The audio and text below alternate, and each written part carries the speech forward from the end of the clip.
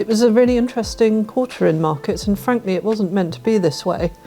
The equity markets had rallied very strongly in between Trump's election as president and his inauguration at the beginning of January. And despite the fact he campaigned on a platform about trade tariffs and deportations and cost reductions, the market has been repeatedly surprised since then that he meant what he said. However, whilst it's easy to get overly focused on the US, there have been other interesting things going on elsewhere in the world.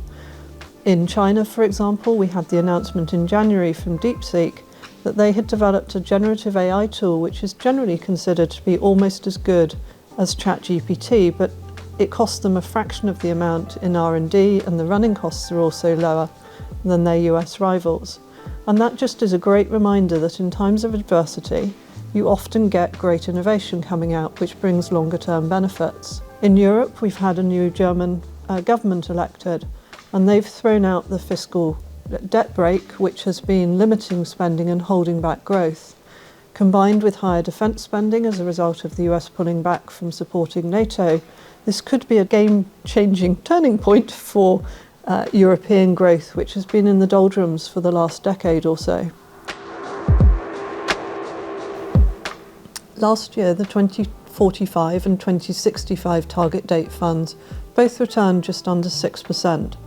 Over the 5 years, the 2045 fund returned 9.9% per annum, and the 2065 fund returned 7.7% per annum.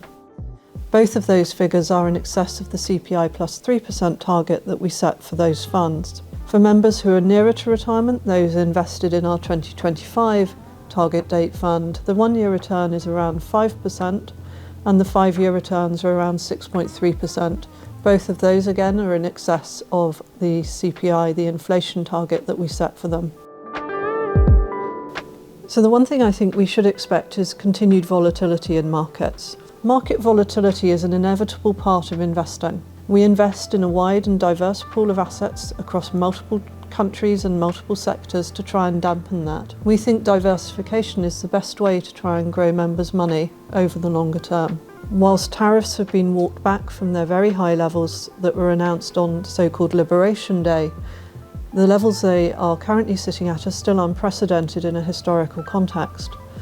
It's also worth remembering that Trump is very early on into his latest administration, and it's a 4-year term.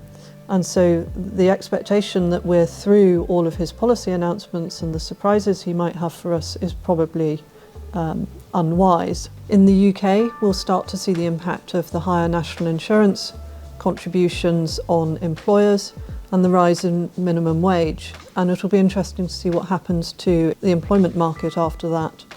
And then for consumers, there's the rise in utility bills and mobile phone bills, which always happens at this time of year, and that will have impact on spending. It's very unusual that the US dollar and US treasuries both fell during this recent period of market volatility. They normally act as a safe haven, somewhere that you run to during times of stress.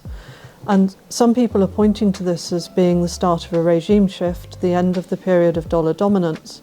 We think it's too early to tell. We think that the US has clearly shot itself in the foot and done significant self-harm with the tariffs policy, but we just don't know how this is going to play out over the longer term, so we're watching to see.